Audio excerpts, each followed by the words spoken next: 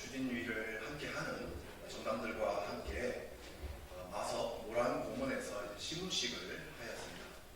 민주화를 위해서 투쟁하셨던 열사들을 기억하며 올해 개혁연합 신당과 기본소득당의 할 일을 결의하는 자리였습니다. 그런데 그 자리를 마치고 내려올 때 이재명 민주당 대표가 부산에서 피습을 당했다는 참 놀라운 소식을 접했습니다. 결코 있어서는 안 되는 일입니다. 증오 정치는 이제는 사라져야 합니다. 기본소득당은 우리 정치를 더 낫게 만들기 위해서 올해도 더 노력하겠습니다. 오늘 저는 어제 윤석열 대통령이 일방적으로 발표한 금융투자소득세의 폐지 입장에 반대하는 기자회견을 하겠습니다. 시행도 하지 않은 금융투자소득세 폐지 결코 있을 수 없습니다. 안녕하십니까. 기본소득당 오준호 공동대표입니다. 작년보다 나은 올해 더 공정한 변화를 기대하는 국민들에게 윤석열 대통령의 새해 일성은 거, 포, 증이었습니다. 거부권, 강세 포퓰리즘, 증오 정치를 말합니다. 윤석열 대통령은 국회에서 통과된 김건희 여사 특검법에 대해 즉각적으로 거부권을 행사하겠다고 합니다. 국민 70%가 대통령의 배우자의 범죄 의혹에 대한 거부권 행사는 부적절하다고 하는데도 막무가내입니다.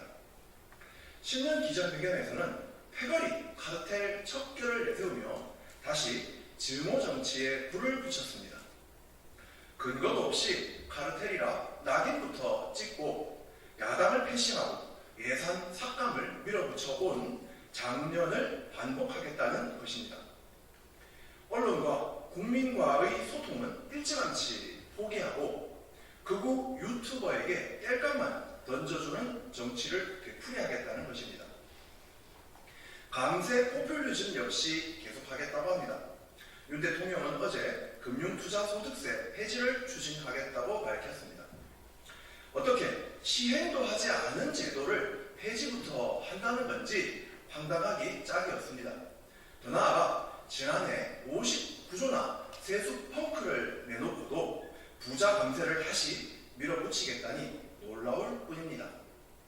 금융투자소득세는 소득이 있는 곳에 과세 있다는 국민 계세주의와 능력에 따라 부담한다는 조세 없는 원칙에 따라 2020년 여야 합의로 도입하기로 한 제도입니다. 글로벌 스탠다드에도 부합합니다. OECD 38개 국가 중 자본이득 과세가 없는 나라는 우리나라를 포함하여 9개 국가뿐입니다. 2023년에 시행하기로 한 것을 2025년으로 유예한 것도 모자라 대통령은 일방적으로 폐지 추진을 선언했습니다.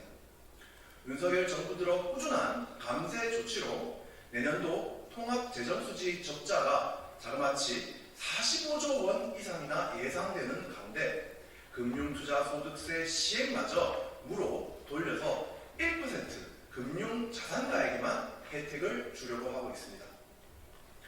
윤석열 대통령은 금융투자소득세의 폐지가 우리 정치의 상생 발전에 필요하다고 합니다. 그러나 정치는 경제의 지속가능한 발전 잠재력이 이끄는 것입니다. 그 핵심은 미래 투자에 있습니다. 그러나 윤석열 정부는 올해 예산에서 작년에 비해 과학기술 분야 예산, 교육 분야 예산을 가장 많이 깎았습니다. 미래 투자는 다 포기하고 1% 금융자산가에게 혜택을 주면 정치가 발전하는 것입니까? 금융투자소득세의 폐지 추진 있을 수 없습니다. 여야 합의대로 시행해야만 합니다. 윤석열식 강세 포퓰리즘에 멍드는 것은 국가 재정이고 사라지는 것은 국가의 미래입니다. 윤석열 정부에게 찾아볼 수 없는 것은 국가의 장기 비전과 이를 국민에게 설득하려는 의지입니다.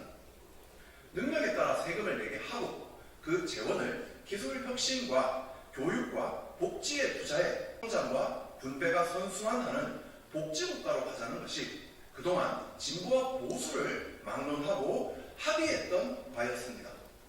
이 합의를 정면으로 거스르면서 윤석열 대통령이 얻으려는 것은 무엇입니까? 총선의 승리입니까? 공공의 이익보다 자기 전파와 소수 지지층의 이익을 앞세운다면 그것이야말로 카르텔입니다. 윤석열 대통령의 심각한 거, 호, 증, 중독에 대한민국이 함께 병들어가고 있습니다. 고칠 수 있는 것은 국민의 무서운 심판뿐입니다. 기본소득당은 윤석열 정권의 거부권 정치, 강세 포퓰리즘 정치, 증오 정치에 맞서서 민생과 민주주의를 위해 최선을 다하겠다는 약속을 국민 여러분들께 드리겠습니다.